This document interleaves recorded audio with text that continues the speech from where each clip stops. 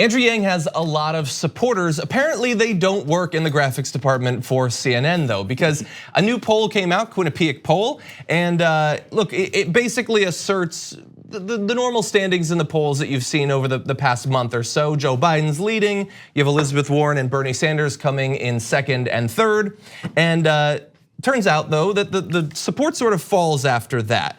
The next three candidates after those, you have Kamala Harris at 7%, Pete Buttigieg at 5%, and Andrew Yang at 3%. All other candidates got 1% or 0%. So there's your top 6.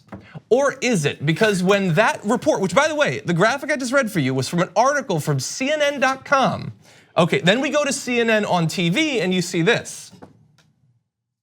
So you're gonna see Joe Biden, Elizabeth Warren, Bernie Sanders, Kamala Harris, Pete Buttigieg, Andrew, wait, that's not Andrew Yang, that's Beto O'Rourke at 1%. So they decided, oh, Andrew Yang with your 3%, you think 3 is bigger than 1?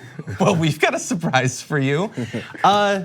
There's no justification. It's the same poll, August 21st to 26th, Quinnipiac poll. I checked all of it. I tried to find, is there any justification that they decided Andrew Yang, who has 3 times the support as Beto O'Rourke, barely behind Pete Buttigieg.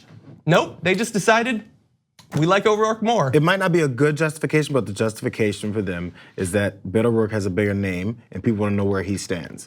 That's not a justification at all. It's a bad one, but it is one. They're like, we're gonna put up the names that people know more, even though he's actually polling lower. It's a horrible justification, don't get me wrong. I'm not agreeing with it because they're like, well, the article says the facts. It's just our imagery that everyone only looks at. Just, the thing that gets 20 times the viewers. Yeah, so I tweeted this morning and someone responded, yeah, but Beto's on TV more. That's exactly what I'm, exactly. But that's not how causality works. You understand that if they choose to talk about one person more, that doesn't necessarily make them go up in the polling, but that's one of the ways that happens.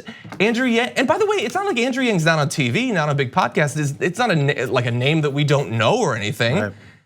He's been doing pretty well in the last debate. It's just, look, I'm not saying that they even realized what they were doing. I get it, you just have the bias where they wanna know where Beto O'Rourke. I think that they wanna make sure that Beto O'Rourke shows up on that no matter what. Maybe if it'd been at 0, they wouldn't have put him, but that's not how it's supposed to work. You're supposed to report on what the poll says. You can interpret it, sure, you can add context, but you're not supposed to be pretending that it says something that it doesn't. And any reasonable person who sees that graphic and hasn't looked at the actual results of the poll, which I'm gonna say is 99.9% of all people, is going to leave with the false impression that Beto O'Rourke is doing better than Andrew Yang. That's true. It's ridiculous, and especially we have to add the context. It's one of the first, perhaps in history, high-profile Asian candidates for the presidency to erase him in that way. Like for all the other issues that the mainstream media has in terms of diversity, like this is not how you should be weighing in.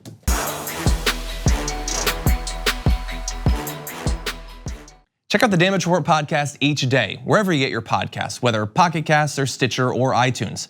You can join me as I give you the news and stories you want with a range of co-hosts and interview guests jumping in on the fun each day. Again, that's the Damage Report, wherever you get your podcasts. And if you get them at iTunes, don't forget to rate and review. Sometimes I'll read them live on the show.